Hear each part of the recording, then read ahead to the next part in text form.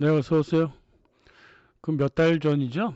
그때 시칠리아 역사 만들고 있다가 갑자기 윤석열 사태가 터져가지고 민주주의 시리즈로 바꿨다가 또 갑자기 또 러시아 또 초청을 받는 바람에 또 러시아 쪽으로 했어요.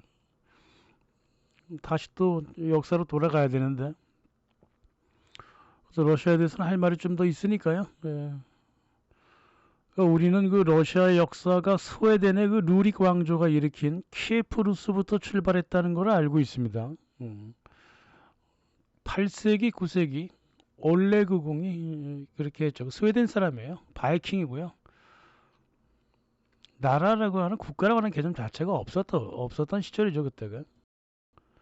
하지만 이제 로마 제국의 가톨릭 종교를 나라의 정치 철학으로 받아들인 사람이 이제 블라디미르 키예프 대공이었죠. 이때부터 이제 러시아가 출발한다 이렇게 생각하는 게 편하죠. 그러니까 러시아의 역사가 언제부터 출발하느냐 뭐 말이 많습니다. 하지만 뭐 블라디미르 대공으로부터 출발하는 게 보통이죠. 정석이죠. 예. 그 이제 국가의 틀이 잡히니까요. 사람들이 흔히 그 동방정교회 뭐 이렇게 얘기하는데 그런 말씀은 안 돼요. 정식 명칭은요 가톨릭 정교회입니다. 즉 가톨릭의 원류, 오리지널이란 뜻이죠. 자꾸 동방인이 뭐냐 하면서 자꾸 한쪽으로 동방으로 뭐 밀어붙여. 그 못된 행동이거든요. 소로마 제국, 동로마 제국도 마찬가지예요. 무슨 로마 제국이면 로마 제국이 있으면 동로마 제국이 있을 것도 비잔티나는 단어도 마찬가지예요. 저도 자꾸 그런 거 씁니다만은 그 원래 그러면 안 됩니다. 그 동방인이 뭐니 하면서 자꾸 가톨릭 정교를 혼동시키는데 그런 꼼수를 로마 가톨릭이 뭐 한두 번 저지른 게 아니지만은 이제 꼼수에 넘어가지 말아야죠. 우리가 흔히 동방정교회 불렀던 거는요 오토독스 가톨릭 처치예요. 동방정교회라고 불러야 됩니다. 그 스웨덴의 루리 왕조라고 하지만은 블라디미르 대공 이래 진정한 러시아의 토대를 만든 게 키예프하고 노브고로드 이상으로 중요한 곳이 블라디미르 수스달이에요. 몽골 시대의 또 주요 지역이기도 했죠. 그래서 그런지 러시아 학자들도 이 블라디미르 수스달에 대해서 그렇게 많은 공부는 안 하는 것 같더라고요. 하지만은 모스크바 대공국이 만들어지기 바로 전에 모스크바 대공국이 그 기초를 탄탄하게 다져준 그게 이제 블라디미르 대공국이라고 블라디미르 수스달 같이 얘기를 하는데 블라디미르 영지 옆에 수즈달 영지가 있거든요. 수즈달 영지가 먼저 만들어졌는데 블라디미르가 핵심 지역이기 때문에 보통 우리가 블라디미르 수즈달 이렇게 부릅니다. 블라디미르 수즈달 지역은요 스웨덴의 역사가 점차 종결되고 슬라브, 타타르, 몽골 역사가 시작되는 과도기 지역이었습니다. 12세기 이래 그 다민족 국가로서 러시아가 서서히 생성되던 시기, 그때 바로 그 지역이었죠. 그 몽골은 그 가톨릭 정교회 성당을 짓는데 큰 도움을 줬잖아요. 러시아가 가톨릭 정교회 국가로 우뚝 서는데 온 힘을 다해 주었죠. 그런 나라를 식민국가라고 볼 수 있나요? 그 현대적인 판단으로 몽골 시대, 킵차크 칸국 시대를 보면 안 돼요. 지금 시대하고는 완전히 다른 형제와 동생, 그러니까 형제 관계다 이렇게 생각하면 되는 겁니다. 그러니까 형은 몽골은 형이고 블라디미르 수스다는 동생이고 뭐 그런 거죠. 그래서 블라디미르 대공 네프스키도 몽골과 친구하면서 결국 1400년대 모스크바 러시아, 모스크바 대공국을 만드는데 초석을 만들게 됩니다. 러시아 역사에서 알렉산드르 네프스키가 중요한 게요. 첫째, 몽골 뭐 지배하에 있다 해서라도 그 지배력을 몽골이 아니라 러시아를 위해 사용했다는 거. 그 외교적 역량이 투철했다는 거. 그게 이제 네프스키의 되게 중요한 점입니다. 그 어떤 인종주의도 발산하지 않았다는 거. 그 어떤 종교적 편견, 정치적 편견도 갖지 않았다는 거. 그 어떤 외세의 압력에도 굴복하지 않았다는 거. 그래서 러시아의 주권을 지켜냈다는 거. 그게 알렉산드르 네프스키의 중요한 점이죠. 이게 네프스키와 몽골 간의 관계를 이렇게 살펴보면요. 고려 시대하고 조선 시대 한국과 몽골과의 관계를 반추해서 볼 수가 있다고요. 그런 민족성도 드러나 버려요. 거기서 두 나라의 민족성이 드러나 버린다고.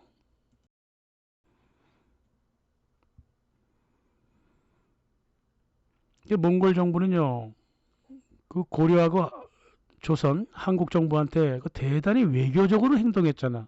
근데 한국 정부는 그런 몽골의 외교적인 정서를 이해하지 못했죠. 그러다 보니까 네프스키처럼 몽골을 이용해서 주변 오랑캐를 물리칠 생각도 못했다는 거죠. 그런 거 아닌가요? 이 조선 정부나 이 고려 정부가.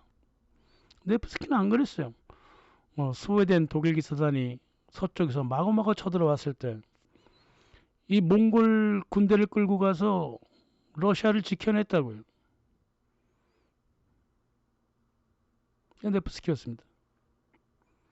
그러니까 눈이 굉장히 컸죠. 협소하게 외교를 바라보지 않았다는 거예요. 네프스키가.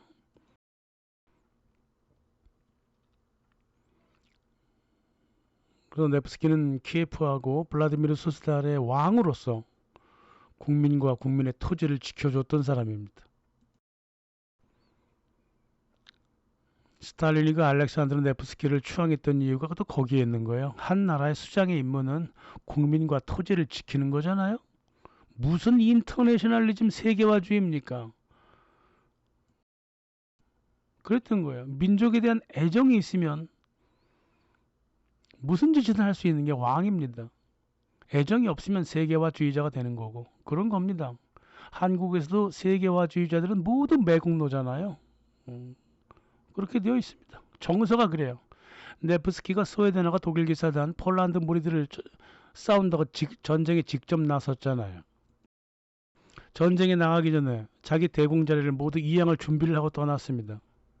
임진을 하는데 선조가 도망쳤잖아요. 네프스키 같았으면 어떻게 했을까요? 왕세자를 중국으로 피난 보내고 거기서 임시정부를 세우라고 하고 자기는 직접 조선군과 함께 싸웠겠죠. 네프스키 같았으면 그랬을 겁니다. 우리 한국인들이 꼭 알아야 될 건 뭐냐면요. 왕이라든가 국가의 수장은요. 절대 도망치면 안 되는 거예요. 그 뒤에 준비를 다 해두고 정권을 이양할 준비를 해두고 망명정부를 세운 다음에 자기 목숨을 던져버리는 그런 역사가 많아요. 이 서유럽도 그렇습니다. 치사하고 비열하지 않게 살겠다는 거죠. 왕이.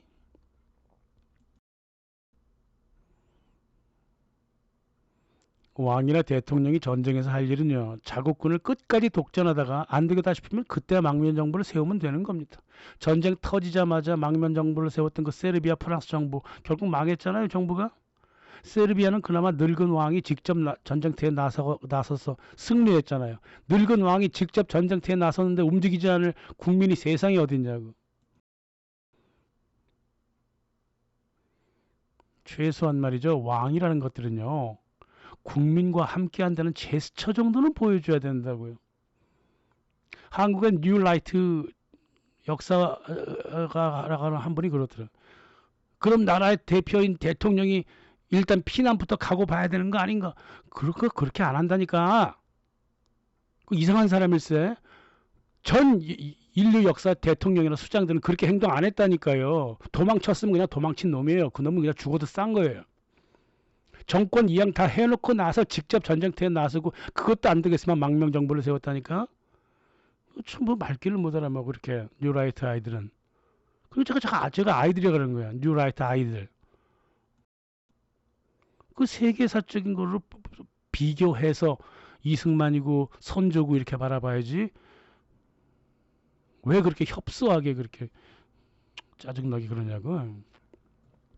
알렉산드르 네프스키는 국민과 토지와 함께했습니다. 죽음을 두려워하지 않았죠.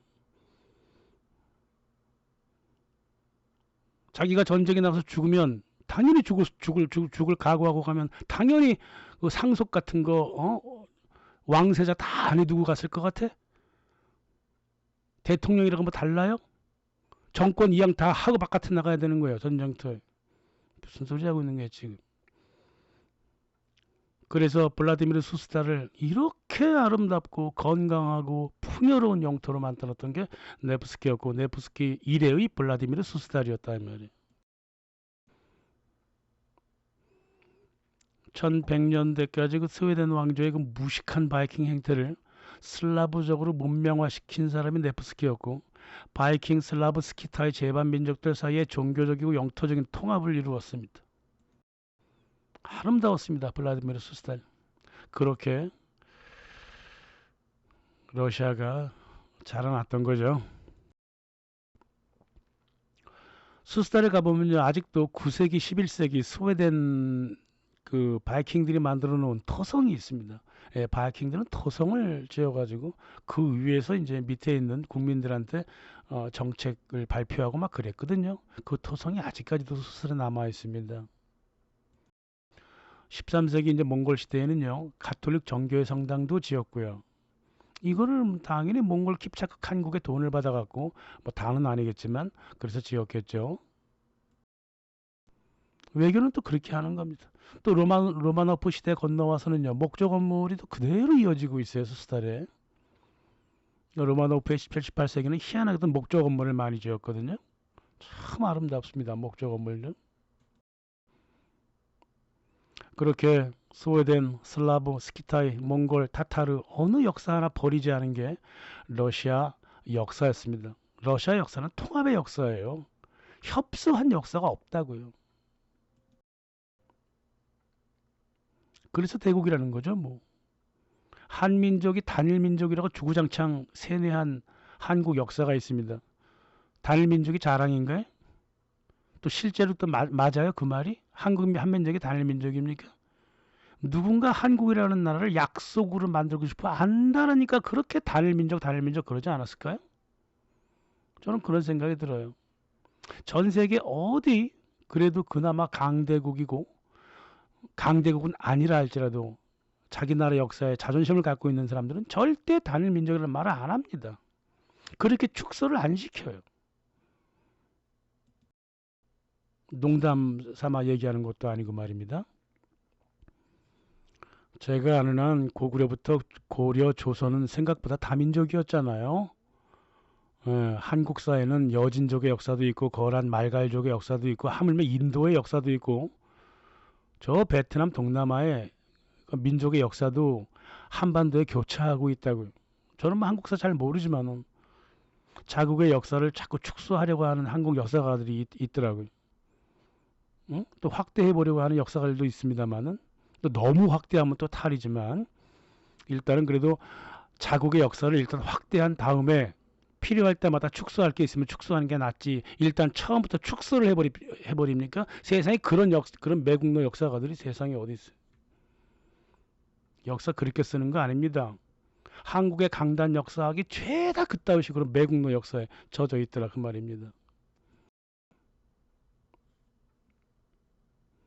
레닌과 스탈린은 말입니다. 생각보다 제정 러시아 역사를 축소하지 않았어요. 소련 시대에 누구나 성당에 갈 수 있었고 종교사를 공부했으며 알렉산드르 네프스키를 기렸고 스웨덴의 러시아 역사 침투를 그대로 인정했습니다. 생페테르부르크 겨울궁전도 그대로 놔뒀어요. 계속 갈고 닦았습니다. 레닌과 스탈린은. 응? 전시관으로 바꿨지만 제정 러시아 시대에 뭐 건물이라고 부숴버리고 말이야. 모택동처럼 그런 무식한 짓은 안 했다 그 말이에요. 그 뭐 하는 짓입니까? 자국의 역사를 그렇게 단절시킨다고 해서 뭐가 뭐 제대로 됩니까? 그래서 중국이 어떻게 됐습니까? 그 이후에 나라의 정체성을 잃었잖아요.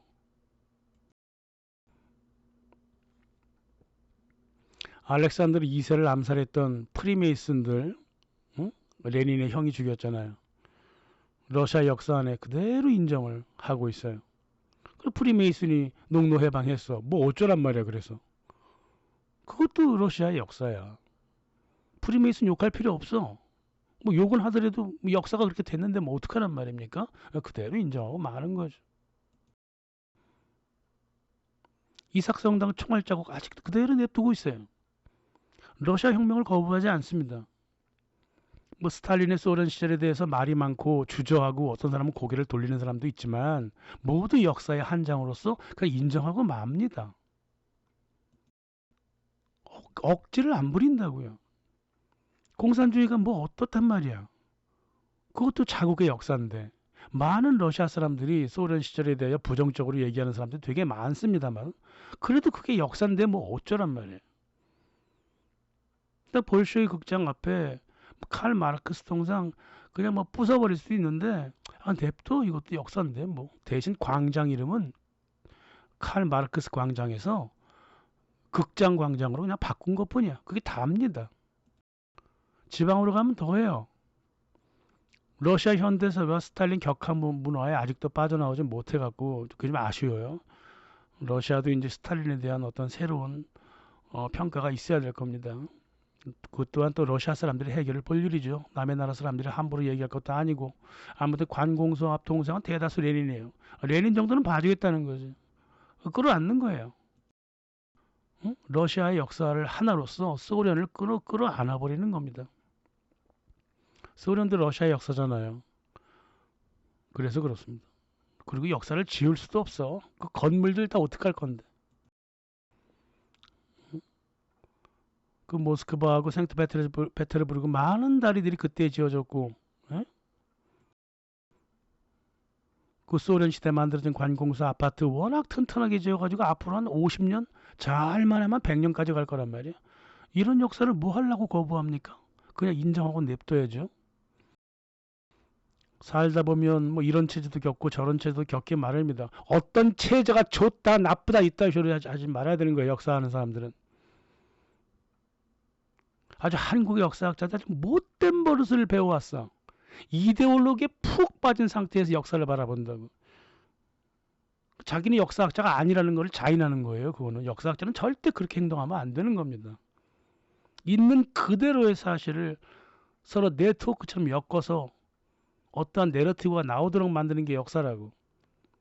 자기 눈으로 선택적으로 자료를 선택해갖고 마구마구 짜집게 하는 게 아니라 이 말이에요.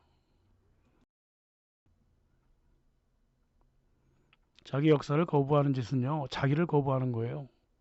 그 자기 그 나라를 이끌어왔던 민족들도 거부하는 그런 매국노 행태다 그 말입니다. 역사를 왜곡하는 거는. 또 역사를 거부하는 것은 물론 시대는 변하죠. 소련 시대 급하게 지어지고 만들어진 건물들이 많아요. 연안이 다 돼가고 좀 철거 중에 있습니다. 그냥 소련 시절 지어진 철도 더 이상 사용하지 않는 거 그대로 버려졌다고. 저 모스크바 시청에서 돈이 좀 더 있었더라면 저거부터 걷어냈겠지. 지금 걷어내고 있어요. 특히나 러우전 덕택에 이 건설붐이니까 연안이 조금 남아있는 건물들도 보기 싫다고 흉물이라고 다 걷어내고 있더라고요. 그렇습니다. 그래서 모스크바뿐만 아니라 그 생페테르부르크도 온통 공사야 공사. 건물 부수고 다시 짓고 막 그렇습니다.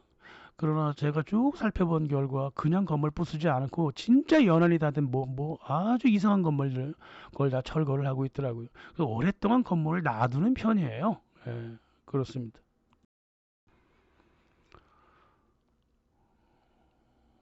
모스크바에 가보면 벽화가 한 두 개인가 세 개 정도밖에 저거 있다고. 광장 이름이 혁명광장이니까 할 수 없이 저런 벽화가 걸려 있는 거라고. 북한처럼 여기저기 아무데나 막 갔다가 저런 옛날 그 뭐 소련 아이들 뭐 그런 걸 걸어놓는 게 아니라 그 말이에요. 광장 이름이 혁명광장이니까 혁명에 연관된 벽화를 그려놨다 그뿐이에요.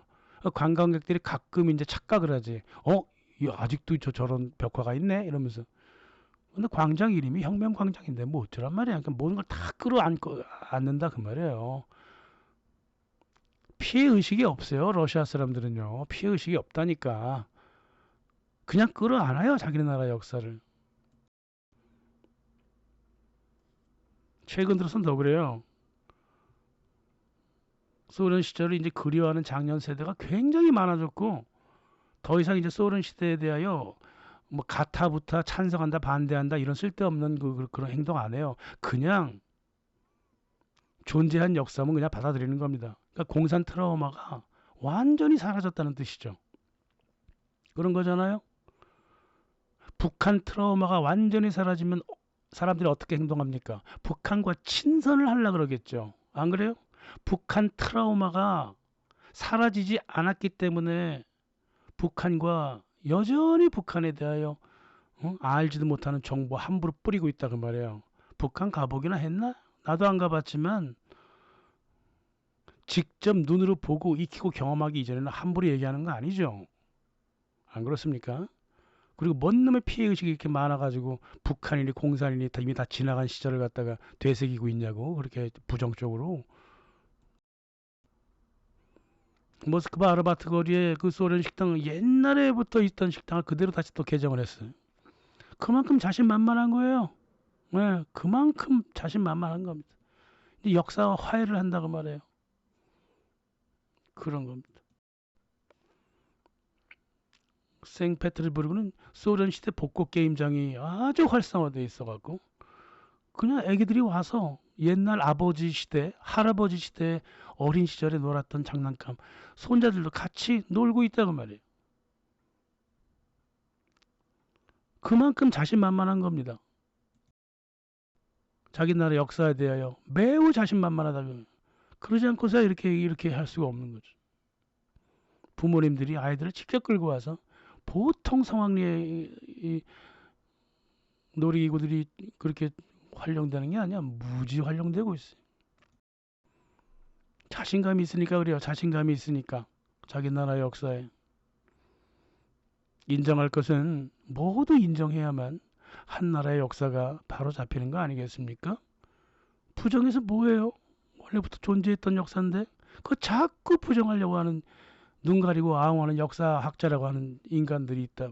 한국에 그렇게 작은 나라에서 소국에서 협소하게 살아왔으니까 눈도 그런 거죠.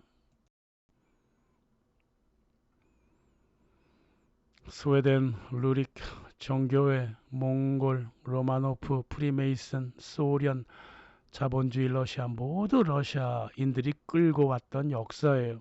어느 하나도 놓칠 필요도 없고 놓칠 이유도 없는 겁니다. 역사를 자꾸 잊어버리고 선택적으로 파악하고 남의 눈으로 특히나 미국의 눈으로 한국의 역사를 바라보려 그러니까 한국의 역사가요 마치 쥐가 치즈 뜯어먹은 것처럼 갈기갈기 찢어지니까 발겨져 있다고. 그 FTA라고 하는 것이 무슨 의미인지도 모르잖아요. 그렇게 만들어놨어요. 한국의 역사가. 그러니까 지금 어느 한 사람도 이재명 주변에서 어슬렁거리는 김현정, 정경 같은 세계화주의 매국노들에 대한 비판이 한마디도 없어요. 역사를 이성이 아니라 감정 싸움으로 만든 결과가 이런 결과를 내고 있다고 말이에요. 저는 정치적으로 어떠한 관심이 없어요. 하지만 김현종과 정은경이가 한국과 한국 사람들한테 무슨 짓을 했는가는 잘 기억하고 있습니다. 왜 걔네들이 대선 후보 주변에서 빙글빙글 돌아다니는지 잘 모르겠고 또 거기에 대하여 경고를 날리는 사람도 한 사람도 없다는 게 난 참 이상하다 이 말이에요.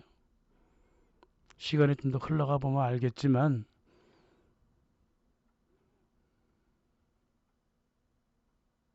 언급을 회피하겠습니다. 감사합니다.